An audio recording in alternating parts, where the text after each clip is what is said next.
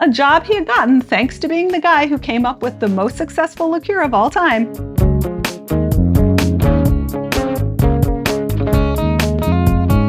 Hello, and welcome to My Tiny Bottles, the project where I'm exploring my grandmother's legacy of miniature liquor bottles, one tiny bottle at a time. I'm your host, Tammy Coxon.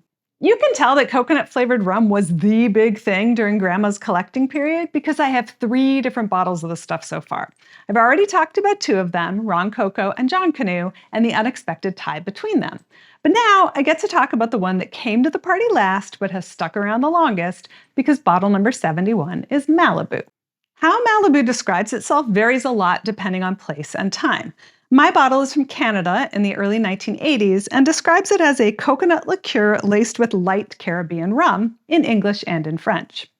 Bottles from that same time period in the UK were more specific about the rum, calling it tropical coconut laced with light Jamaican rum. In the US, however, it had an ever so enticing list of ingredients right on the front label: Caribbean rum, grain-neutral spirits, tropical coconut, and other natural flavors. Yum? In the mid to late 1990s, they either ditched the neutral spirits or managed to lobby the labeling authorities, because then the US label changed to Caribbean rum with natural coconut flavor. Much better. Today, in the US, it's white rum with coconut liqueur, and in other parts of the English-speaking world, it's labeled as a liqueur made with white rum and coconut flavor. That last one is most accurate. Today, Malibu is bottled at just 21% ABV, so it's definitely more liqueur than rum, which has to be between 37.5% and 40% depending on the country. According to the company's website, it's blended and produced mostly in Canada using a molasses-based rum from an unspecified source.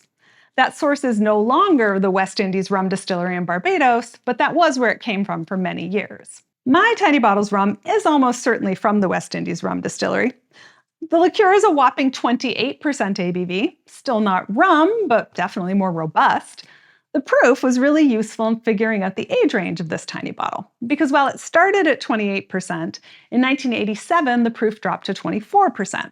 And since I know that Malibu was launched in Canada in 1982, that tells me my bottle is 1982 to 1986. This was very early days for Malibu.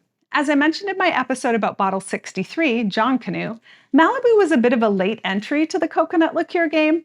It launched in the UK in 1979 and the US in 1980, but that's only when it launched as Malibu. It turns out that it had a secret prior life as a product called Coco Rico, created and sold in apartheid-era South Africa by Gilbey's, a subsidiary of International Distillers and Vintners, IDV for short. 3 British men would end up being involved in its transformation to Malibu, all of whom were major figures in the spirits industry in the 1970s and 80s.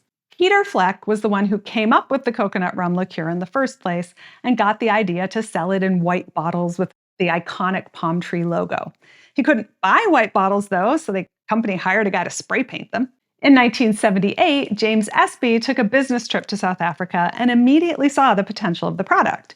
And he took the idea to Tom Jago, who was IDV's director of new product development and part of the team that came up with the most successful liqueur of all time, Bailey's Irish Cream.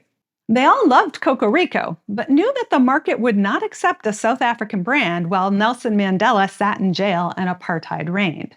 So production was moved outside South Africa and the name was changed to Malibu.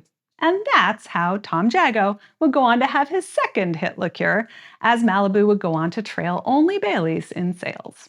I suspect today's Malibu is a shadow of its former self, what with that reduction in proof and unspecified rum sourcing. So I'm excited to do a comparison of old to new, as well as putting it up against both of Grandma's other bottles in this category. It will be an epic coconut rum liqueur contest. I know you don't want to miss that, so be sure to hit the subscribe button below and like and comment while you're there. If you want to make sure you get all the Tiny Bottles related news, you can even subscribe to my weekly newsletter at mytinybottles.com, where you'll find pictures and bonus links. For even more bonus content, look for My Tiny Bottles on Patreon. Your support is so appreciated. Cheers!